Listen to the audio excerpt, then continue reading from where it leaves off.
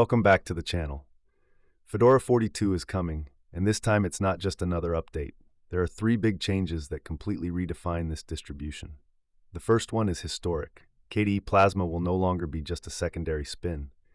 It officially becomes a primary desktop on the same level as GNOME. This means more attention, better integration, and stronger support. Fedora is no longer just GNOME territory. Plasma now sits at the main table. The second big news is the arrival of Cosmic Desktop, the new environment developed by System 76. Fedora 42 will have an official spin with Cosmic, a desktop that users are loving because it combines modern tiling window management with a clean interface inspired by GNOME Shell, but with much more freedom and control. For those who always found GNOME too limiting, Cosmic might be the perfect answer.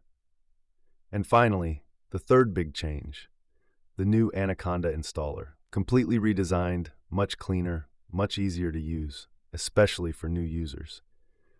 Installing Fedora now becomes simple, clear, and fast, without losing the power and flexibility that Fedora has always been known for. Fedora 42 will be officially released on April 15th, but these three changes alone are enough to say one thing: Fedora is changing. And this time, it's changing fast. Thanks for watching.